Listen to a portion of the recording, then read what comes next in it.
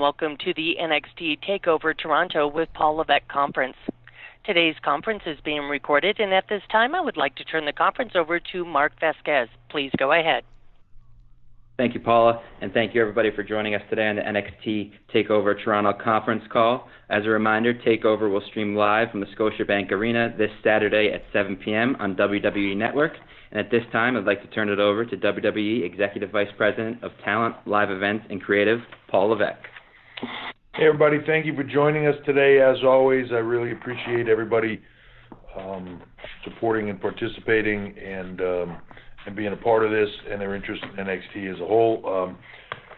As usual, going into NXT TakeOver Toronto, stacked card that I'm very excited about.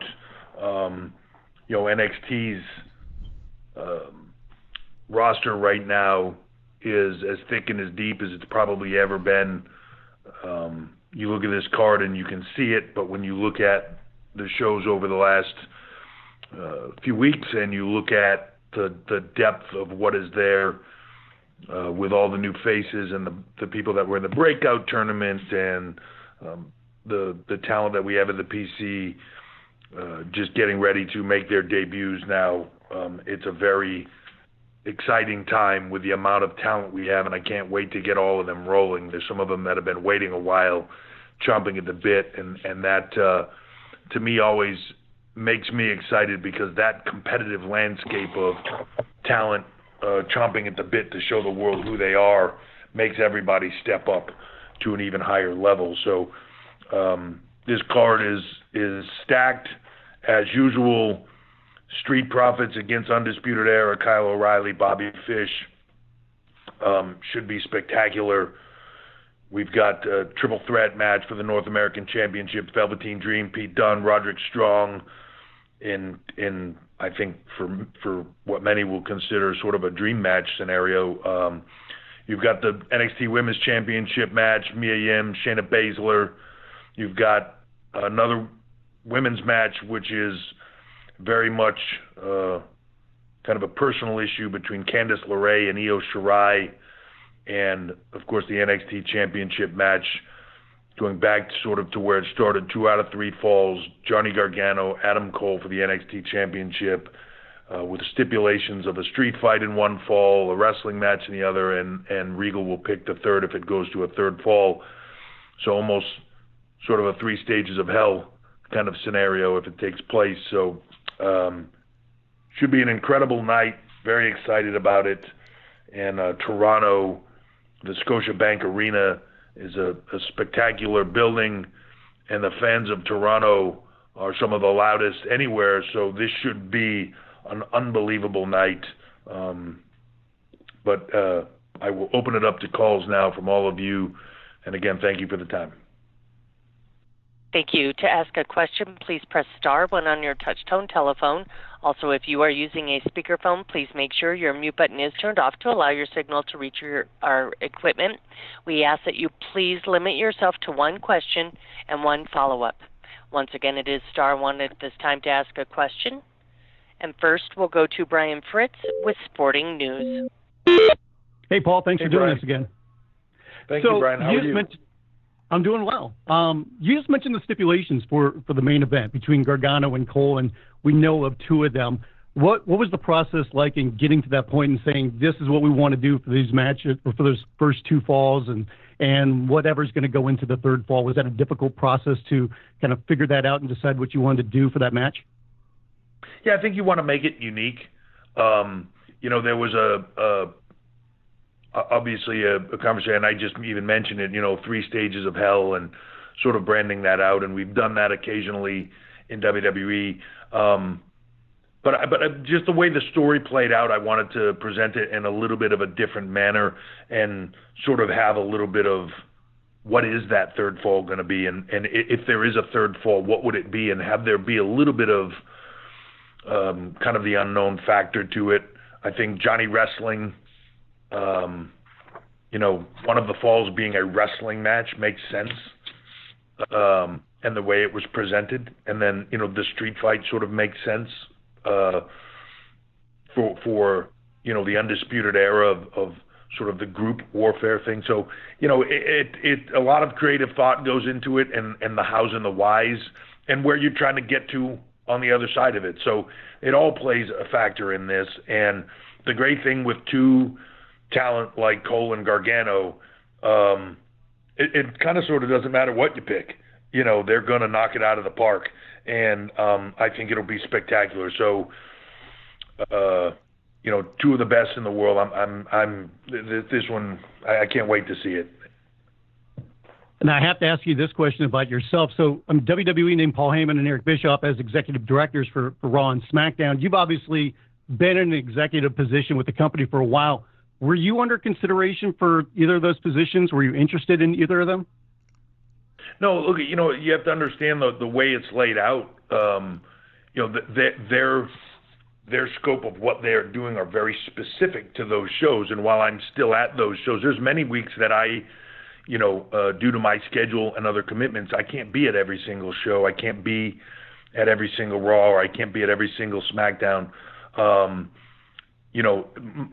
scope of the things that I do are way beyond that, with live events, with creative, and in my role, creative sort of encompasses a lot of different things. It's not the main roster creative. It's shirts and billboards and where everything else goes in the world. It's all the creative stuff that is the things that you don't see. They just sort of appear. And then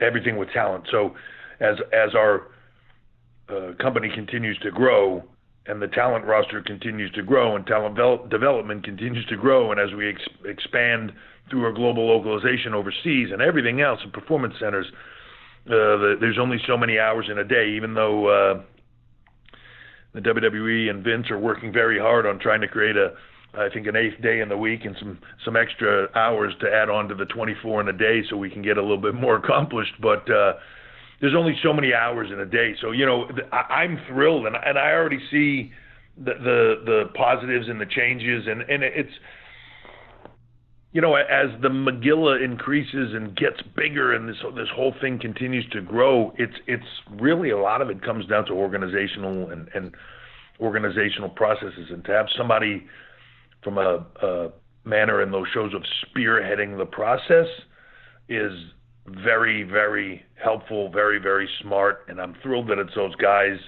and I think they're going to knock it out of the park. I'm excited to work with both of them. Heyman I've been working with for a while. Bischoff's it's been a while, but this is the first time I've kind of worked with him in this manner, and so far it's an exciting process. So I'm really happy, and I already see positives from it. So it's great.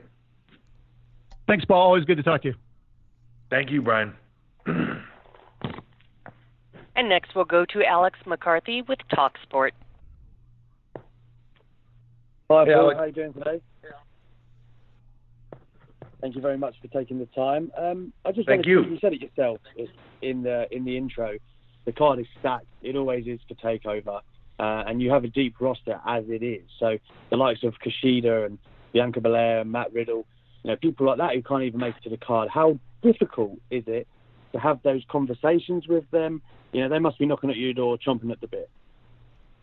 No, look, it's great in a manner that, yeah, everybody is chomping at the bit to get on everything, and everybody can't be on everything, but it makes you work really hard, even harder, to continue to have the spot and keep the spot, right? You want to be on everything, but I also think part of a little bit of the magic of it is the not overexposure. So you have the ability to morph things, to have somebody be a major part of this and then move into a slightly different role, have a major part of the TV shows, not necessarily have a spot in the takeover, but be a major part in the network shows. I think all of those things keep things fresh and keep things moving in the right direction, but it also keeps people hungry to keep doing more. You never want to have to go to somebody and tell them hey, you're not on this one, or and they always come to you ideas with how they can get on it. But at the same point in time, that's a part of I think the beauty of what makes it work. and then even then, it's hard to tell somebody when they go to TV and they're looking at the show and they're like, man, why am I not on this show? Why am I not factored into NXT right now? It's you're trying to tell them, like, give me a moment here because I'm going to factor you in a big way here going down the line and this, and when that's part of having as stacked of a roster as we do. And you just mentioned, like, the people that you mentioned, even KUSHIDA, Bianca, Belair, those are the people that are in the show week after week, and those are the people that are factored in big. And then when you look past that, you've got, just in the last few weeks, you've seen Angel Garza, Bronson Reed, Cameron Grimes, guys like Damian Priest coming up, Dijakovic coming back, Isaiah Scott, right? Like, Pete Dunne just coming back in. Like, it is thick. That's the guys. You got Dakota Kai coming back, Tegan Knox, Chelsea Green, Deonna Purrazzo. Like, the amount of people that are jumping at the bit to show the world everything they have is massive. That is very exciting to me, and that is like the thing where you go, man, over the next, as exciting as everything is at all times, I feel like for NXT, and I say that a lot, but I always feel like what's around the corner is even bigger. And I can honestly say right now, what's around the corner is even bigger. Yeah, I totally hear where you're coming from. It's funny, earlier this year, I suppose this is the other end of that question. Drew McIntyre came into our studios and he was telling me that he loves to bug you about going to NXT UK. We've seen Fandango and Tyler Breeze and people like that turn up in NXT now. How often are you getting bugged by all these superstars to appear on these different brands? All the time. Yeah, it's look, and what's nice about it is they see the competitive landscape out there. A guy like Drew McIntyre is like, hey, if I can do anything over there, man, I would love it. Like, it's a playground, right? And you see talent over there. When you look at the UK, and you see guys like Walter and Tyler Bate and Trent and just everybody that's over there. If you're Drew McIntyre, you're like, I want to get in on that. Like that man, that seems cool as well. And same for the women, Toni Storm and Rhea and just everybody that's making things happen. So talent are constantly coming to me. Kellyanne Dane being back a part of NXT. Cesaro's always talking to me about the UK or different stuff. There's and guys are always making offers. And when we do these takeovers, like I tell you, Saturday night, a lot of the main roster of Raw and SmackDown will be sitting backstage watching it, and the ones that aren't, I'll be getting texts from them all throughout the show. And it's funny, even when we have when they have live events, sometimes I get pictures from guys all the time. They're all sitting in the locker room with an iPad set up watching TakeOver, and it's great. The support is great. They're all on the same team, but yet the competitive ability of it just raises the bar for everyone, and I think that's a lot of fun. So it's great to have people want to be a part of things, Well, thank you, Paul. We'll look forward to Saturday, and I'll see you in Cardiff. Yeah, that's something also. We talk about this takeover, but you talk about Cardiff and an exciting show and a brand that right now to me is the NXT UK brand is on fire, and that Cardiff show is going to be white hot. I can't wait to get there. That's one of my favorite buildings too. And next we'll go to Konstantinos Leonos with Daily Express. Hi, Paul. Always great to talk to you. You spoke about the stacked card ahead of the big show. Which match do you think will steal the show at TakeOver, in your opinion? People ask it on these calls a lot about what am I looking forward to the most, or what I think is going to steal the show. It's so hard to predict. Like, when you have a personal story like a Candice and Io,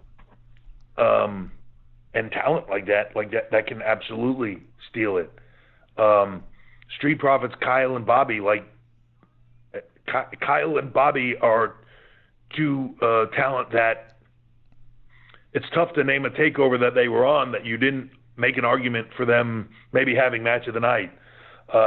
Dream, Pete Dunne, Roderick Strong. I can make the same argument about all three of those guys. And when you put that level of talent and character and everything else into a match together, like you could make an argument for any one of these to just steal the show. So to me, the beautiful part about these takeovers is just watching it go down, and kind of every time you get done a match that you think like, no way anybody's topping that one, somebody comes out next and does it. And it's not just about two talent, just hey, this talent versus that talent. It's about the story that's going into it. And to me, that's what this is all about. There's deep stuff on every single one of these that are the story. There's character building in each and every one of these. And as NXT continues to grow as a brand, you see us experimenting with different things and evolving and getting out there with, things like Prime Target that we just put out this week, which is a deeper dive into the Cole Gargano storyline and seeing more into the lives of what's going on and getting into that story. Those engage you more with the characters and make you feel for them, for their personalities, for who they are, for the human interest story of what they're doing, not just within the storylines, but as people, as performers, as athletes, and it just engages you further. So, I think it's the combination of the two that really makes this magic. But any of this has because the stories are there for everything, all of it has the ability to steal the show that night. Nobody is set up in a bad way. I see. And NXT Women's Champion Shayna Baszler recently claimed there's still demand for a dream match that has a lot of NXT factor in it, the WWE 4 Horsewomen versus the MMA 4 Horsewomen dream match. How likely are we to see that dream match one day in the near future, would you say? I don't think it's outside of being a reality. I mean, everybody's sort of kind of doing their own thing in the moment, right? Bayley's a champion, Becky's a champion, but at any time, that grouping can get back on the same page. You've got Ronda out taking a personal break right now, but she's been very clear about her passion for WWE and her desire that she still has more to prove.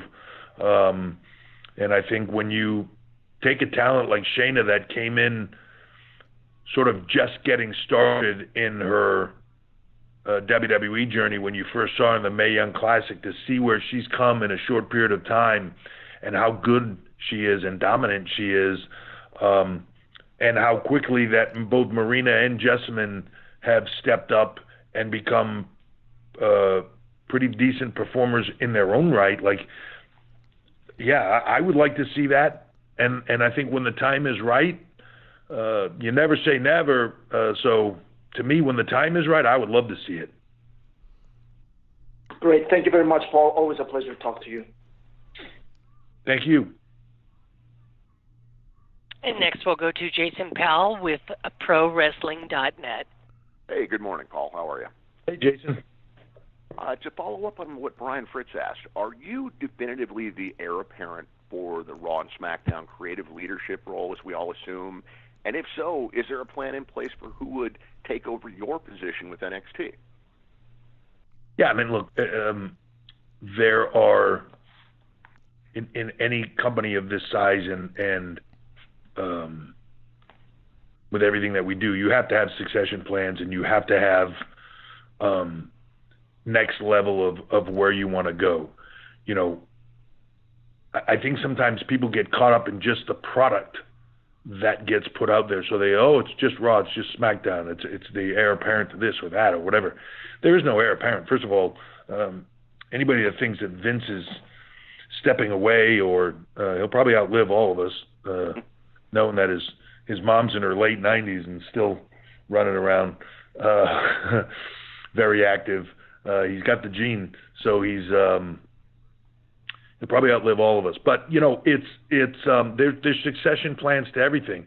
Those succession plans change on a regular because this company changes on a regular. Look back 5 years; it's a totally different place than it was 5 years ago, even. So, I think there's a lot of factors involved in all of that. Who goes where, how, what happens. But yeah, as you're looking at who takes what and final answers of this and that, it's a constantly evolving thing. But all of us, Vince, myself, Steph, everybody in this company is constantly look at, well, if things shift, who takes whose place and who does what. And that is no different for me and NXT and that whole process. So you're constantly looking for people that can step up and take things off your plate so you can advance to something different as well. Okay, and any update on the status of the Mae Young Classic for 2019? We're in the process of working on some things now and finalizing some stuff, and hopefully we'll have some announcements soon on all of that. It's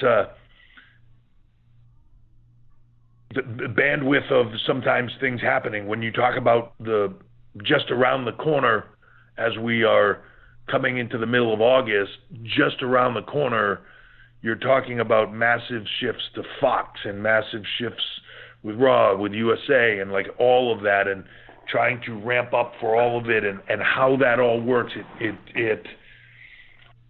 You've heard it said, I've said it here before, that when one piece shifts, it's like dominoes, right? It moves everything, and that in our business, it's absolutely that way. So when we shift to Fox, it changes everything about SmackDown as a brand and where it goes and how it routes and everything. It shifts Raw a little bit. It moves all the pieces.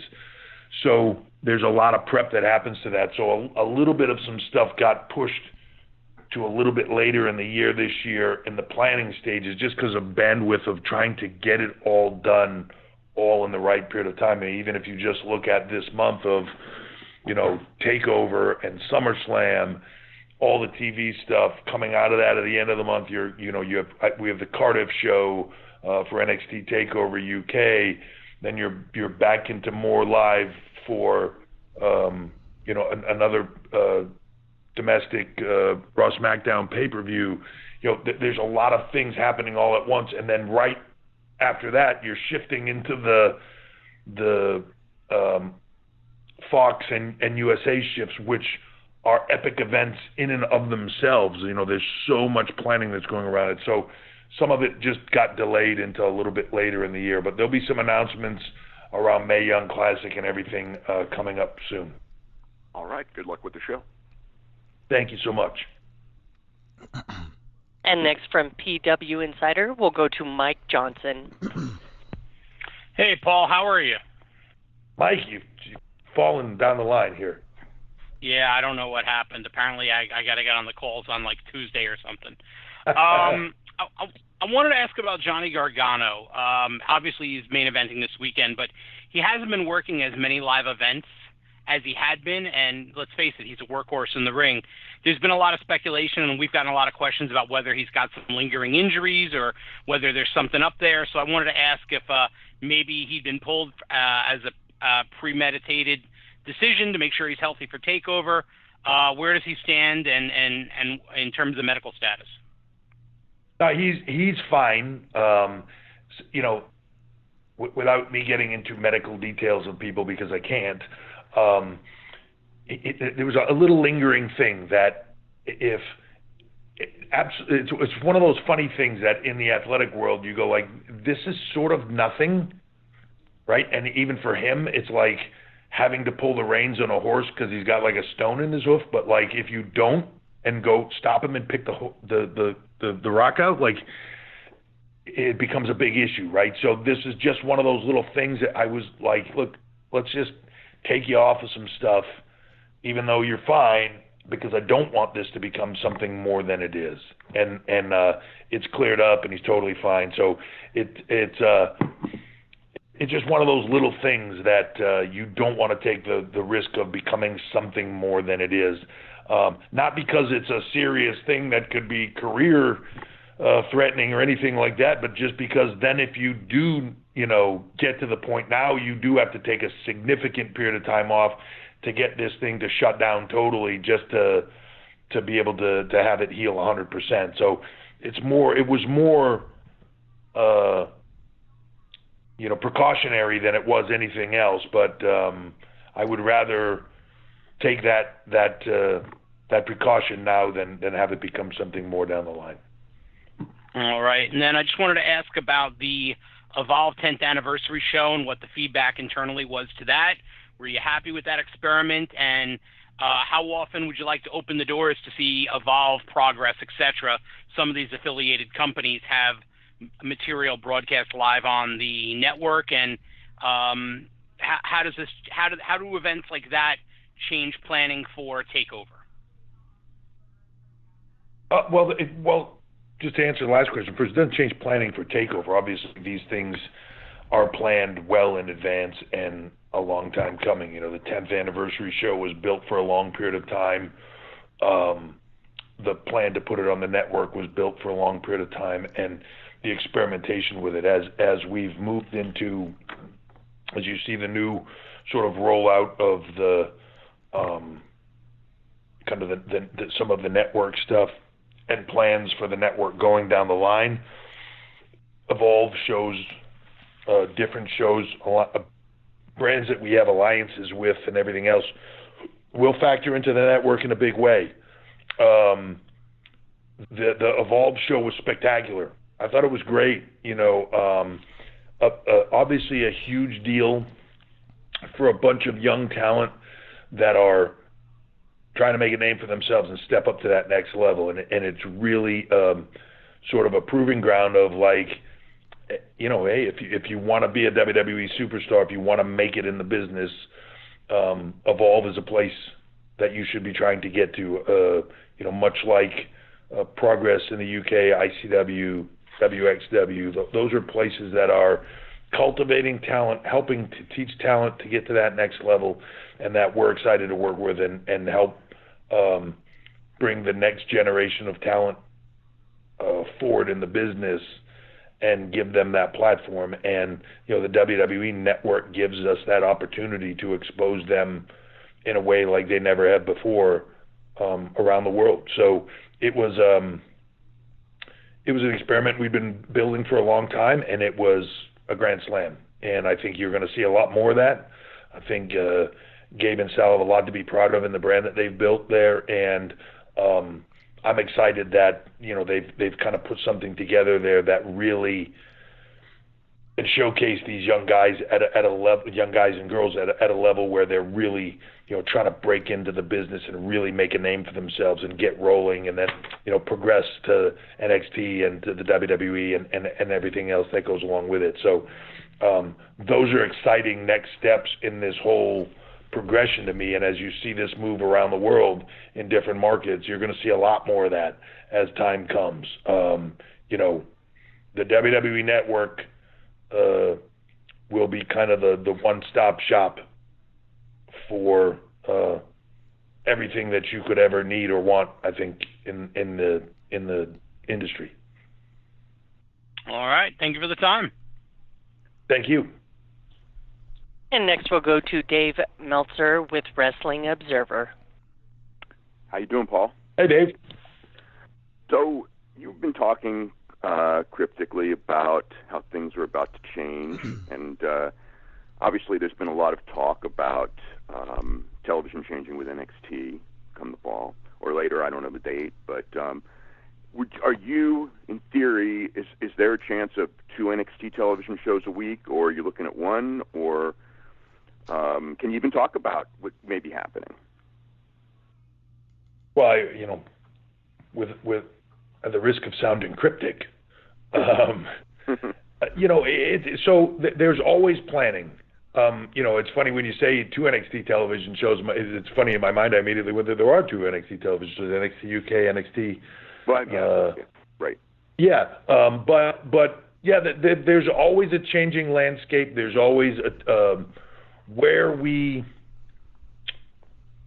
the internal discussion here of where content goes is a constant, right? We look at this kind of wheel of options of distribution that we have across all platforms, whether that be television or platforms like that, like being a part of that world, and whether that be a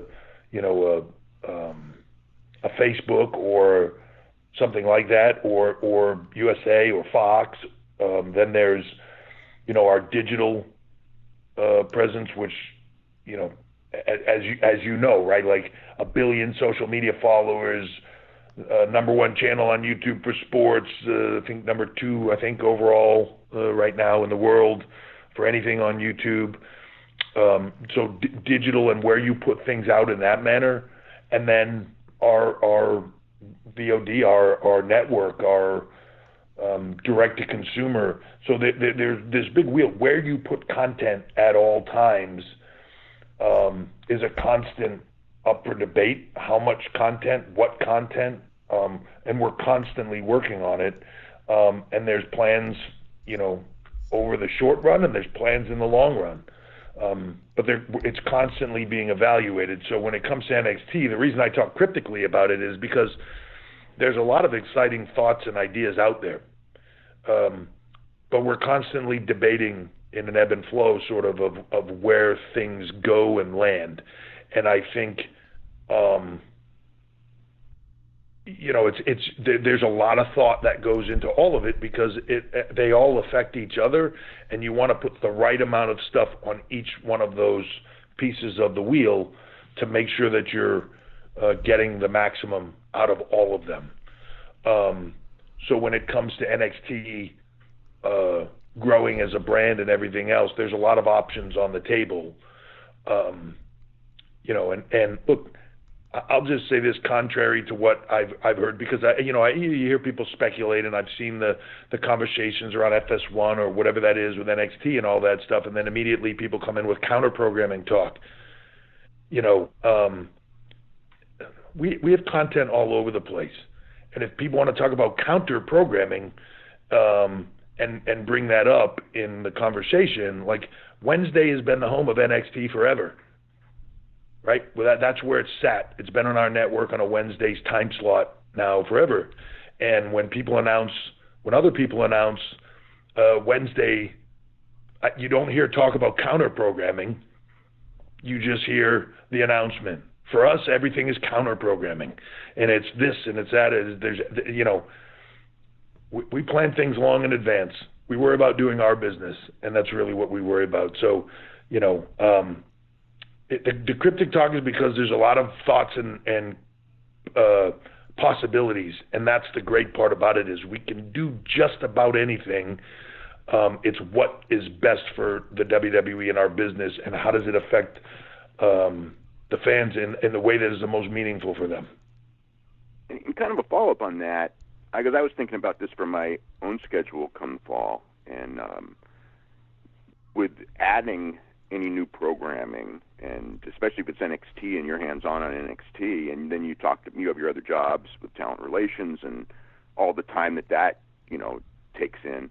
I mean, would you be, you kind of mentioned you're not at every Raw and SmackDown, and now Raw and SmackDown aren't Monday, Tuesday. It's 2 different trips a week. And if you're doing something on another day, that's 3 different trips a week. I mean, how are you going to survive, you know what I mean, come the future? I mean, obviously, there's no. Yeah, you do the best you can. There's no. I wish of all the things like in like the Star Trek stuff, you see the flip phones became like the communicator became the flip phone, and then it became the smartphone. And I wish they would have figured out the beam me up thing. That would have been nice. Like if we could just transport to these other places in the Flash, that would have been nice.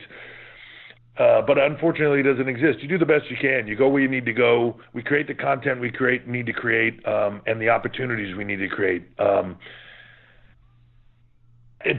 those things all factor into all of it. So when you're talking about, hey, where does this show go? Where does that show go? Do we put a Cardiff show here for the NXT UK brand? Do we put this takeover here? Where do these things all sit? There's all factors in that. We all got to make these things work, and then there's the human limits of what you can do on them. So that those factors all play in as well. But you're trying to also expand out the team. You know, when we first started, and I'll just give you an example, when we first started NXT UK, I was at every TV. You know, and it's flying over to London and the setup of it and the PC and building the London PC and all of the setup of all of that. I was constantly going back and forth to London and getting this done, and then constantly going back and forth to England to do the TVs and doing all the stuff. But the intent of doing that was to build out a team, to build out a team over there, to build out a team of other people. And now I haven't been to one of those TV tapings in a significant period of time. I will go to the live show in Cardiff and be there for that, and you know, be very hands-on with that and all of it, because there's a different factor of the live and everything else. But you know, the intent is to build these teams as we move around the globe, to build these teams, get them up to speed, and hand things off to them to where they're managing it, operating it, and running it in a way that is, you know, the best possible. And that is no different for any of this. So that goes from Raw to SmackDown to everything else. You know, there's weeks every now and then where Vince isn't at a Raw or a SmackDown, and it's funny because sometimes it happens, and like this huge to do. Oh my God, Vince wasn't even at TV this week, and they're like, yeah, no, he's got a lot of commitments going on. But you button it up and you put faith in the team and you run the shows and you move forward with them.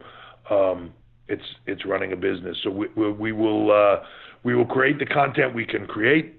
We will do it in the best way possible, and we will put teams together to make these things happen in the best way possible, and try to do what is best for our fans all around the globe. Cool. Thanks, and good luck on the show. Thank you, Dave. Thank you. And next we'll hear from Victoria Tedesco with WrestleView.com. Hey, Paul, how are you? Hey, Victoria, how are you? I'm good, doing well. It's so great to talk to you again. Yeah, great to talk to you.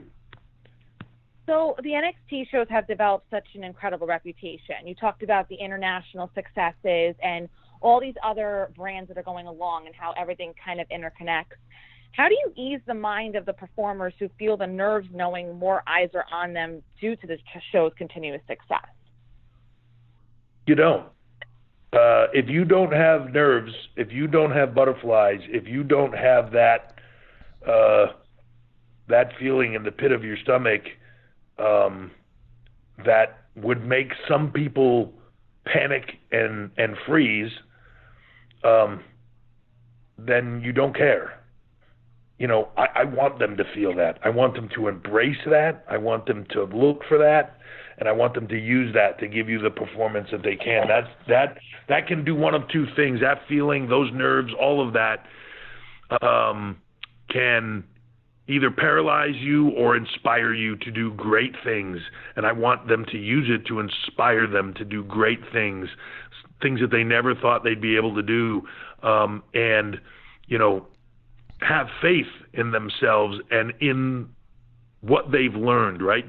It's a part of doing what they do. There are times at the Performance Center or in anything in this business where, you know, you're doing the same things over and over, and you think to yourself, well, you know, like, am I doing this? It's driving me nuts. I've been doing this every day, and, you know, it feels like you've just been doing the same thing over and over and over again. And then you realize that when you get in that moment, it becomes instinctual. That the movements, the moments when a crowd reacts, you do the thing that needs to be done. When this happens, you're there. It becomes instinctual. And when you get out there, you might be nervous, you might have those butterflies, you might have all that, but when you get out there and you're trained and you're ready, you relax, right? So it's the training. There's nothing that I'm going to tell them beforehand that is going to get them ready if they are not already ready, right? You have to be prepared. You have to do all the work ahead of time. The panic sets in when you're not prepared and you haven't done the work. And then there's nothing that you can do in that moment to get ready. You're either ready or you're not. And they are all ready. the talent that are on this card, I can look at it from top to bottom. The performers that are going to be there that night, every single one of them is ready. It's why they're in that spot. And I know that they're going to knock it out of the park. They need to have that nervousness and that excitement, but have the faith in themselves and the trust in themselves to know that they are about to do great things because they have trained for it and they are ready.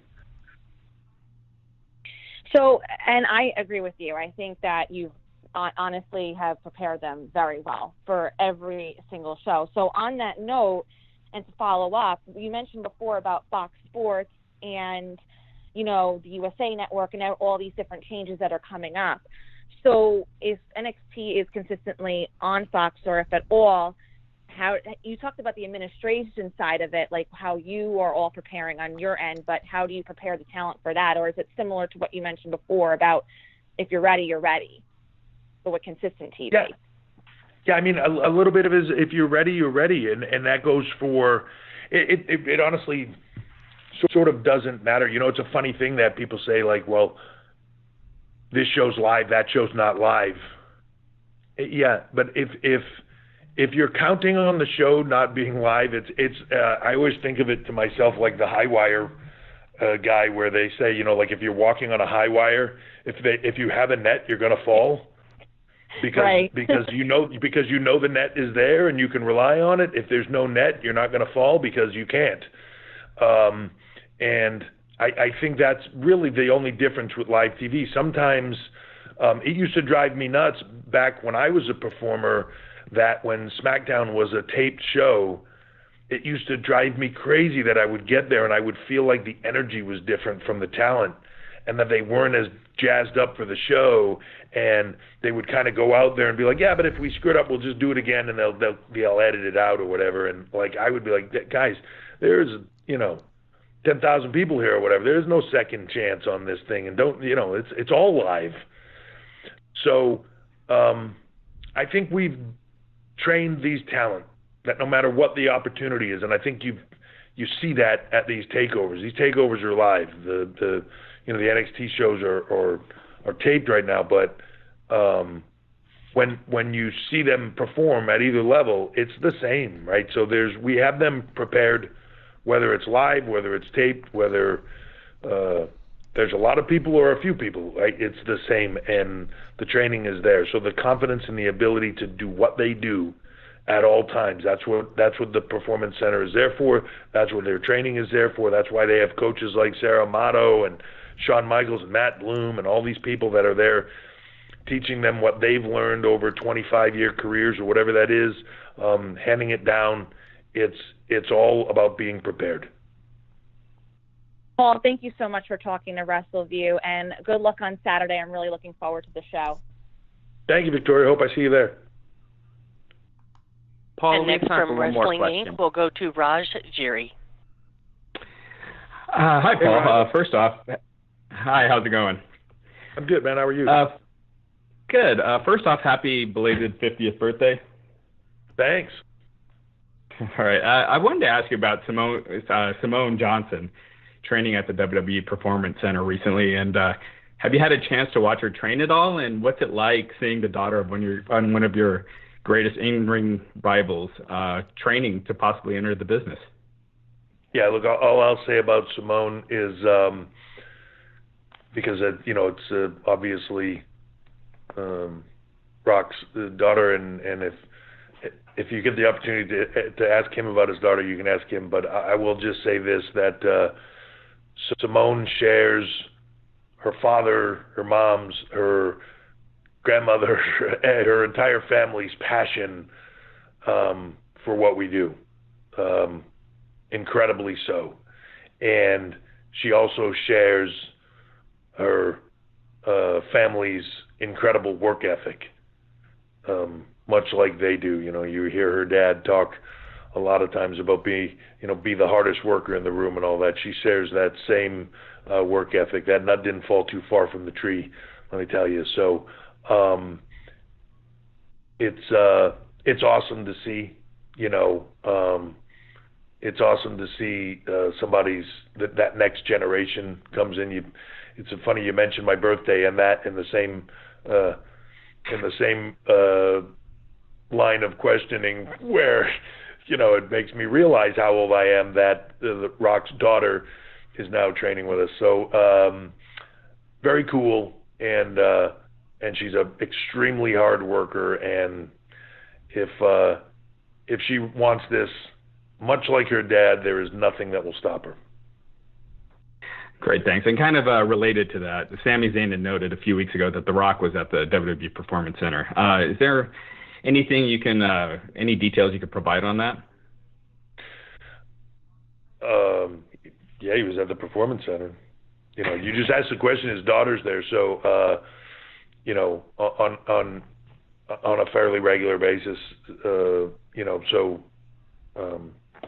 sometimes he comes in and sees his daughter, and just like any dad would, and he's very proud of her, and he came in there to obviously lend his advice. I'm sure if she's anything like my daughter, she's probably like, yeah, Dad, whatever, what do you know? But yeah, he was there as a proud papa, and the wonderful thing about the Performance Center, I feel it every time I'm there. It's one of my favorite places to go in this business. It is like the fountain of youth, and it's just the buzz and the vibe and the excitement and the energy and the passion in that place is just infectious. And you walk in there and it's just all these young, hungry, incredibly driven talent,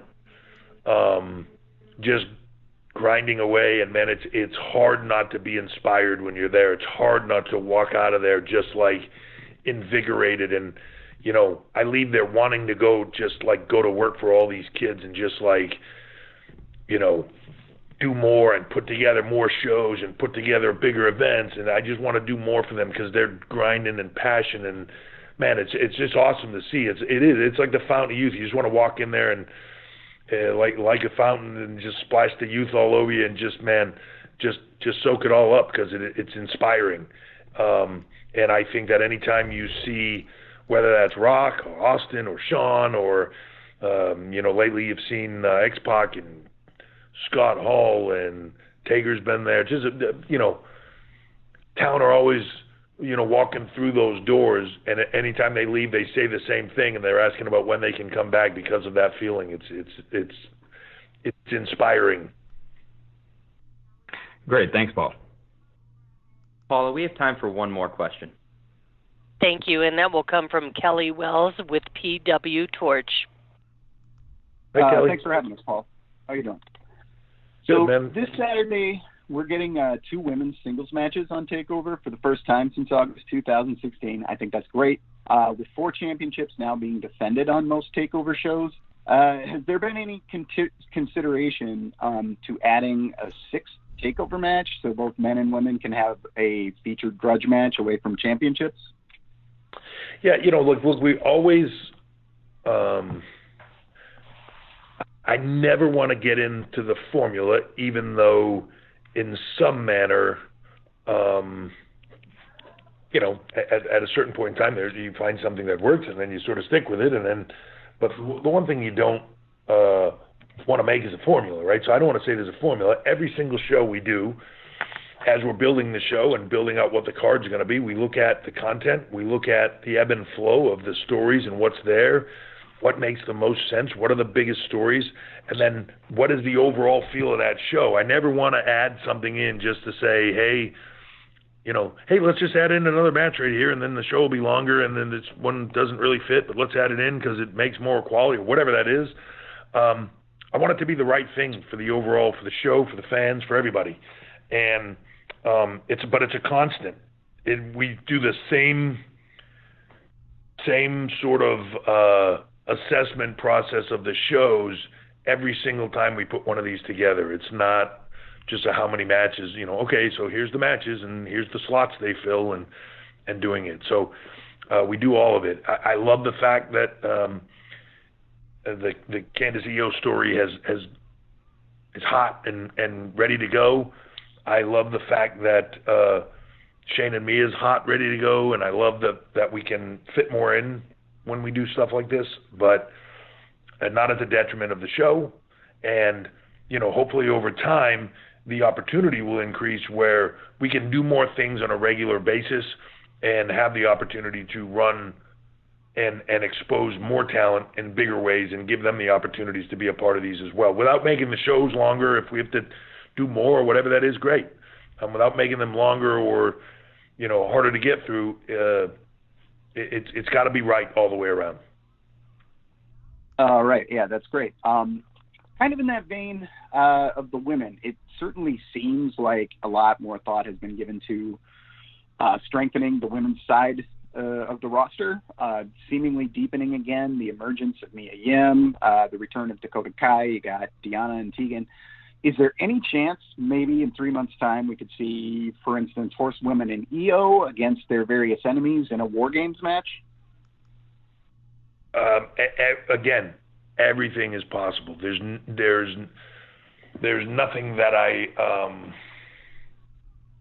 would put out, right now that I would say that, oh my God, that'll never happen. Like if the right thing is there and surfaces, I'd absolutely be willing to look at it and do it. And yeah, I'm open to any of that. All right. Thanks a lot, Paul. Okay. Thank you very much. So we're done. So thank you all for participating in this and being here. Hopefully, I'll see a bunch of you in Toronto. Look forward to seeing you at the show, and then look forward to talking to you afterwards, and hopefully talking about how wonderful the event was again. And also look forward to speaking to you again before the UK Cardiff show. And hopefully some of you will make that trip as well and be out there for that, because I think that event is going to be much like the other UK events and much like the TakeOver, is just a spectacular event that takes that UK brand to a whole nother level as well, and continues to build that, as I've said, brick by brick, and continue that journey. So exciting time, lots of things right around the corner. Yes, Dave, you can take that cryptically, and I will talk to you all soon. Thank you very much. Thank you, and that does conclude today's conference. We'd like to thank everyone for their participation. You may now disconnect.